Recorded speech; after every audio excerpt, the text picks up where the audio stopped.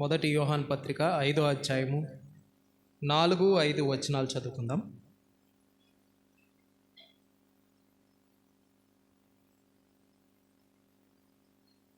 రెండు 223 page number 223. మొదటి యోహాను పత్రిక 5వ అధ్యాయము 4-5 వచనాలు. అందరూ నాతో కలిసి చదవండి. దేవుని మూలముగా పుట్టిన వారందరూ లోకమును జయించుదురు. లోకము జయించిన విజయము మన విశ్వాసమే. యేసు దేవుని కుమారుడని నమ్మువాడు తప్ప లోకమును జయించువాడు మరి ఎవడును.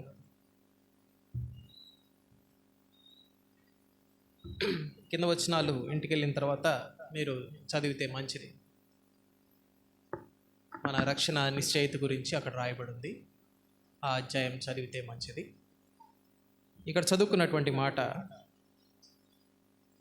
5వ అధ్యాయం మొదటి వచనంలో కూడా చూస్తే విశ్వాస మూలముగా పుట్టినటువంటి వారము అని చెప్పి రాయబడింది.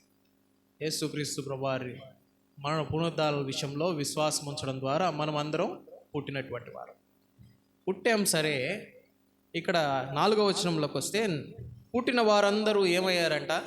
లోకమును జయించారు. యేసుక్రీస్తు ప్రభువారి వలన పుట్టడం వలన పుట్టుకతోనే ఇక్కడ ఏమొచ్చింది? విజయం వచ్చింది, జయించడం వచ్చింది. పుట్టగానే ఎవరు అన్నా జయిస్తారా? కానీ ఇక్కడ యేసుక్రీస్తు ప్రభువారి ద్వారా పుట్టినటువంటి వారందరూ కూడా, అంటే మారు మనసు పొందినటువంటి వారందరూ కూడా నీళ్ళ ద్వారా, రక్తం ద్వారా వారు పరిశుద్ధపరచబడి వారు జయంలోనికి, వారికి ఏం పేరు రాయబడిందంటే జయించువారు అని రాయబడింది. 5వ వచనంలో చూస్తే కుమారుని నమ్మువాడు తప్ప లోకమును జయించువాడు ఎవడు అని రాయబడింది. దేవుణ్ణి నమ్మినటువంటి వారు తప్ప ఇంకా లోకమును జయించినటువంటి వారు ఎవరు కూడా లేరు. ఎందుకంటే లోకం మీద అధికారం కలిగినటువంటి వాడు ఎవడు? సాతానుడు. లోకంలో తన రాజ్యాన్ని కొనసాగిస్తున్నటువంటి వాడు సాతానుడు అయ్యో.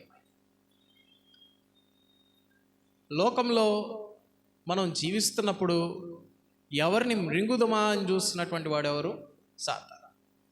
ఏదో ఒక శోధనలో మనల్ని పడేసి, అందుకే ఆ కొండ మీద ప్రసంగంలో కూడా శోధన సహించువాడు ధన్యుడు, వాడు దేవుణ్ణి చూచెదరు. శోధనని సహించాలి. లోకంలో ఇప్పుడు జయించడం అంటే మారు మనసు పొందారు, యేసుక్రీస్తు ప్రభువారి ద్వారా మనం జన్మించినటువంటి అనుభవంలో ఉన్నాం. అయితే మనకి జయించేటువంటి అధికారము ఇవ్వబడింది అనేటువంటి మాటని ఇక్కడ మనం చూస్తాం. ప్రకటన గ్రంథంలో 7 సంఘాలు కనిపిస్తాయి 2వ అధ్యాయం 3వ అధ్యాయంలో. ఒకసారి ఆ మాట చదువుతాను చూడండి. 2వ అధ్యాయంలో 2వ అధ్యాయము 7వ వచనం. ప్రకటన గ్రంథము 2వ అధ్యాయం. అందరు బైబిల్ చూడాలి ఈరోజు. ప్రకటన గ్రంథం 2వ అధ్యాయం. అందరూ ప్రతి వచనం నాతో అందరు కలిసి చదవండి.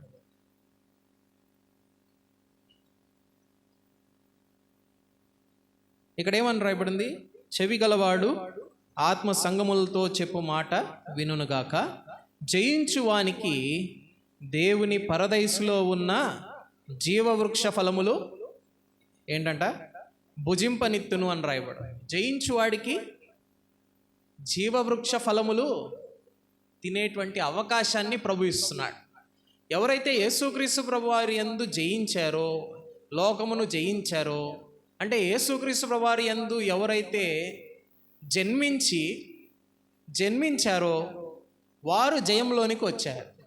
ఆ జయము, ఆ విజయము దేంట్లో అంటే ఆ జయించినటువంటి వారికి ఉన్నటువంటి అవకాశం ఏంటంటే, జయించినటువంటి వారికి ఇస్తున్నటువంటి గిఫ్ట్ ఏంటంటే రిటర్న్ గిఫ్ట్ కదా, బాగా ఫేమస్ అయిన వర్డ్ ఇది.